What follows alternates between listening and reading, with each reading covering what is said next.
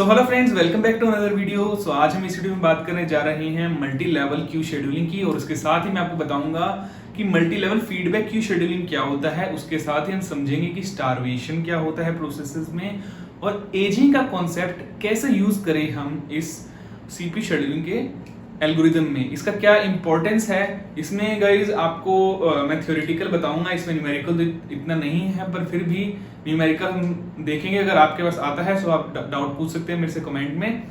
सो इसमें मैं आपको एक और बात बताऊं कि हम इसमें लास्ट में मैं आपको और भी चीज बताऊंगा कि स्टारवेशन कौन कौन सी सीपी शेड्यूलिंग एल्गोरिदम में होता है, किसमें नहीं होता है, वो हम बाद में देखेंगे। पहले हम समझते हैं इसको मल्टी लेवल की शेड्यूलिंग को। सो ये बेसिक मैं आपको इसमें समझाता हूँ कि जैसे अभी हमने FCFS पढ़ा, फिर उसके बाद राउंड रोबिन पढ़ा, SJF पढ़ा, SRTF पढ़ा, LJF पढ़ा, LRTF पढ़ा, प्रायोरिटी बेस्ड पढ़ा।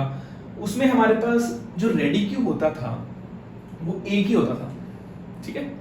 अब इसमें मल्टी लेवल में क्या है, हमारे पास जो रेडी क्यू है, रेडी क्यू मैं लिख देता हूं आपको। ये रेडी क्यू जो जिसमें प्रोसेसेस वेट करती है ना, उसको रेडी क्यू बोलते हैं। तो ये पहले हमारे पास में एक था, अब इसमें क्या हो रहा है भाई, रेडी क्यू ज्यादा है। सो अभी हम यही समझने वाले हैं, इसका मैं आपको कॉन्सेप्ट बता देता हूं।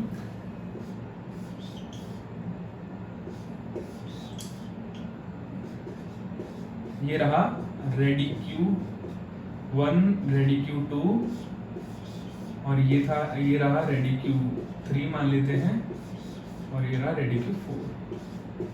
गाइज अगर आपको बीच में कोई भी डाउट आता है किसी भी तरह का, सो आप कमेंट करके पूछ सकते हैं। अगर आप मेरे को कुछ सजेशन देना चाहते हैं कि मैं यार फास्ट पढ़ाऊं या स्लो पढ़ाऊं, क्योंकि देखिए गाइज ये लाइव क्लास तो है नहीं। सो इंटरेक्शन करने का हमारे पास एक ही माध्यम है, वो है कमेंट्स। तो आप उस कमेंट्स में बेझिझक होकर मेरे से पूछ लीजिएगा, मैं आपको रिप्लाई जरूर दूंगा। तो यहाँ पे हमारे पास ये रेडी क्यूज हैं, यहाँ से प्रोसेसेस आ रही हैं और यहाँ से सीपीयू में एग्जीक्यूट होंगी।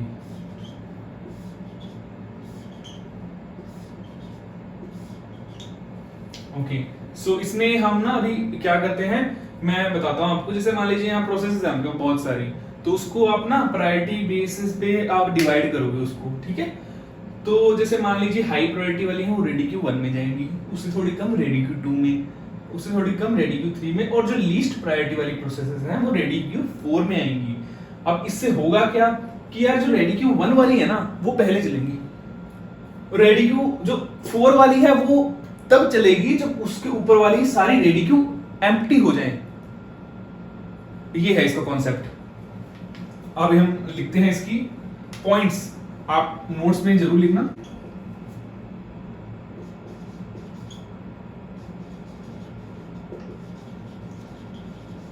Bye considering the priority of the process, we place the process in its respective ready queue, ठीक है। अब इसमें प्रायोरिटी वाला मैं आपको बताता हूं। the high priority processes will execute first, and low priority processes will wait। Okay, so ये वेट करेंगी until its execution. Okay, so ये रहा पॉइंट, इसका एक पॉइंट और 2 पॉइंट। अब इसमें क्या होता है, मान लीजिए ये हाई प्रायोरिटी है, ये लो प्रायोरिटी है। अब मान लीजिए ये लो प्रायोरिटी वाली प्रोसेस वेट कर रही है भाई, कब हाई प्रायोरिटी वाली जाएगी, कब एग्जीक्यूट होगी, उसके बाद में होंगी। अब मान लीजिए हाई प्रायोरिटी वाली प्रोसेस आती ही रही, एक के बाद एक के बाद एक, तो यार ये इस लो प्रायोरिटी वाली का क्या होगा, ये एग्जीक्यूट नहीं होगी कभी। तो इस कंडीशन, इस सिचुएशन को हम बोलते हैं स्टारवेशन, कि जब low priority process keep on waiting और ये जब वेटिंग इनडेफिनिट हो जाती है सो उसको हम बोलते हैं स्टारवेशन। सो ये था कॉन्सेप्ट ऑफ स्टारवेशन, जब इसकी वेटिंग इनडिफिनिट टाइम तक हो जाती है। मेरा point number 3, there is a possibility of starvation for the low priority processes होती है। आप स्टारवेशन की डेफिनेशन हम समझ लेते हैं।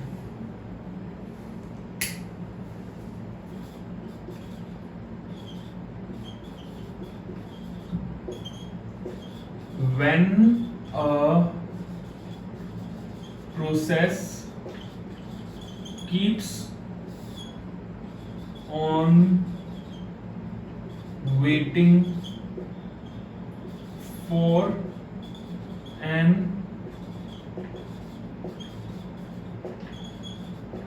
indefinite amount of time, then starvation occurs। ये था इसका पॉइंट। अब भाई इसमें आपको पता है स्टारवेशन की कंडीशन राइज हो रही है, सो उसको हम टैकल करने के लिए हम इसमें कॉन्सेप्ट आता है एजिंग का। एजिंग हम इसलिए यूज करते हैं, जैसे मान लीजिए कोई लो प्रायोरिटी प्रोसेस है, मान लीजिए वो वेट करती जा रही है, सो उसकी क्या होगा, प्रोसेस की एज बढ़ जाएगी। सो एज बढ़ जाएगी तो उसको हम ऊपर वाली रेडी क्यू में शिफ्ट कर देंगे, तो उसकी प्रायोरिटी बढ़ जाएगी। मान लीजिए उसने 10 सेकंड तक वेट किया ऊपर, फिर उसने 20 सेकंड तक, फिर 30 सेकंड तक, तो प्रायोरिटी हाई मान लेंगे हम उसको, वो एजिंग का कॉन्सेप्ट है। So to tackle this, the concept of ageing is used. So इसी पॉइंट के अंदर है, इसको हम टैकल करने के लिए एजिंग का कॉन्सेप्ट यूज करते हैं। सो ये रहा इसका पॉइंट्स। सो आप इसको नोट डाउन कर लीजिए। सो इसके मैं अभी आपको बताऊंगा कि इसमें हाई मल्टी लेवल फीडबैक की शेड्यूलिंग क्या होता है। ये आपको समझ आ गया ना, इसमें ज्यादा इतना कुछ समझने में था ही नहीं, कि जो हाई प्रायोरिटी वाली प्रोसेस है उसको ऊपर एग्जीक्यूट होंगे और लो प्रायोरिटी वाली नीचे वाली रेडी क्यू में एग्जीक्यूट होंगी। रेडी क्यू ज्यादा है, पहले हम एक ही रेडी पे काम कर रहे थे, अब इस बार रेडी क्यू ज्यादा है।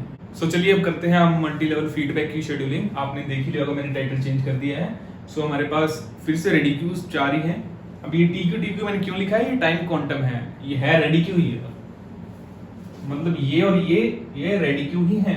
वो अंदर टाइम क्वांटम लिखा है मैंने, वो उसका मैं कारण बताता हूँ अभी आपको। देखिए इसमें वही है, हाई प्रायोरिटी वाली ऊपर आएगी, लो प्रायोरिटी वाली नीचे वाली में जाएगी। मान ली हाई प्रायोरिटी वाली है, एग्जीक्यूट होकर निकल जाएगी, ये भी एग्जीक्यूट होकर निकल जाएगी। ये है वैसे पहले वाली कॉन्सेप्ट, ये मल्टी लेवल क्यू शेड्यूलिंग ही है।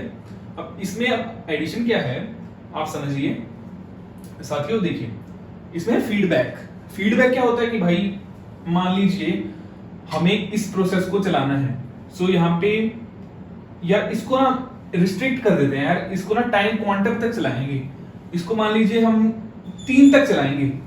अब 3 सेकंड के बाद 3 सेकंड तक चली, कंप्लीट हुई ना हुई, अगर नहीं हुई तो यार ये इसकी प्रायोरिटी कम हो जाएगी। हमें बाकी को भी चांस देना ना, इसकी प्रायोरिटी कम होगी। फिर मान लीजिए इसको फिर 5 तक चलाया, फिर मान लीजिए अगर एग्जीक्यूट होगी निकल जाएगी, फिर नहीं हुई तो चलो जी नीचे वाली क्यू में आ जाएगी, फीडबैक आ गया इसका। अब इसको मान लीजिए 10 तक चलाया, अगर फिर भी एग्जीक्यूट नहीं हुई तो लास्ट वाली क्यू में आ जाएगी लो प्रायोरिटी प्रोसेसेस के साथ। सो ऐसा नहीं होगा कि ऊपर हाई प्रायोरिटी वाली पड़ी ही रहे, नीचे वाली एग्जीक्यूट ही ना हो पाए। मतलब इस प्रोसेस को चांस मिलेगा एग्जीक्यूट होने का पहले प्रायोरिटी वाइज, बट अगर वो उसका जो बर्स्ट टाइम ज्यादा है तो नीचे वाले लेवल में आती जाएगी। बस इतना ही है, इससे ज्यादा कुछ नहीं है। आपको इतना आता है तो आप इससे सारे क्वेश्चन सॉल्व कर सकते हैं। इसमें पॉइंट लिख लीजिए आप, in this the low priority processes will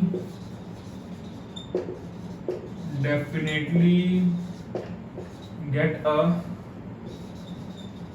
chance to execute. Okay, so इसका यही पॉइंट है, एक सिंपल सा पॉइंट है, और ये इसका आपको मैंने कॉन्सेप्ट बता दिया। अभी मैं आपको बताने जा रहा हूं कि स्टारवेशन की हमने बात की। अब स्टारवेशन किन किन सीपीयू शेड्यूलिंग एल्गोरिथम में हो सकता है, किन में हो ही नहीं सकता, ये भी है ना। जैसे फर्स्ट कम फर्स्ट सर्व में स्टारवेशन बताइए होगा या नहीं होगा? प्रोसेस आ रही है और लाइन में लग रही है तो स्टारवेशन नहीं होगा ना इसमें। फर्स्ट कम फर्स्ट सर्व में स्टारवेशन कैसे हो जाएगा? क्या राउंड रॉबिन में स्टारवेशन होगा? नहीं होगा भाई, राउंड रॉबिन में स्टारवेशन कैसे हो सकता है? अब स्टारवेशन होगा किसमें? एसजीएफ में, ठीक है। Shortest job first, shortage job मान लीजिए आती रहेंगी तो उसमें स्टारवेशन हो जाएगा। चलिए मैं आपको एक्सप्लेन करता हूँ इसमें। अभी आप एक बार इसको नोट कर लेना यहाँ तक। साथियों मैंने पीछे कुछ एल्गोरिथम्स के नाम लिखे हैं, सो उसके साथ ही आपको बताना है कि स्टारवेशन होगा या नहीं होगा। अब स्टारवेशन का कॉन्सेप्ट मैंने आपको बताया था, और अभी आपकी पूरी नॉलेज चेक होगी। आपने इतनी सीपीयू शेड्यूलिंग एल्गोरिथम कितने वीडियो से कर रहे हैं, अभी मुझे लगता है ये 18th या 19th वीडियो है। सो पीछे से हम इतना मैंने आपको डीपली बताया कि इतनी वीडियो में आपको वो सीपीयू शेड्यूलिंग बताया जा रहा हूँ मैं, और इसको अगर आपने अच्छे से किया है भाई तो आपको ये बताना पड़ेगा। अब बताइए एफसीएफएस में स्टारवेशन होगा या नहीं होगा? एफसीएफएस में स्टारवेशन, जैसे मान लीजिए जो नई नई प्रोसेस आ रही हैं, क्या उनको डेफिनेट अमाउंट ऑफ टाइम में एग्जीक्यूट होने का मौका मिलेगा या नहीं? इनडेफिनेट का मतलब होता है कि पता ही नहीं होंगी भी या नहीं होंगी एग्जीक्यूट। इसको बोलते हैं स्टारवेशन, कि पता ही नहीं भाई एग्जीक्यूट होंगी भी नहीं होंगी। हमें पता होना चाहिए कि भाई एग्जीक्यूट होगी। अगर ऐसा डेफिनेट है यार कि हम श्योर हैं तो स्टारवेशन नहीं है। सो ऐसे में ऑब्वियसली श्योर होते हैं भाई स्टारवेशन नहीं हो सकती। अब एसजीएफ में शॉर्टेज जॉब फर्स्ट में, शॉर्टेज जॉब फर्स्ट में स्टारवेशन होगी या नहीं होगी भाई बताइए?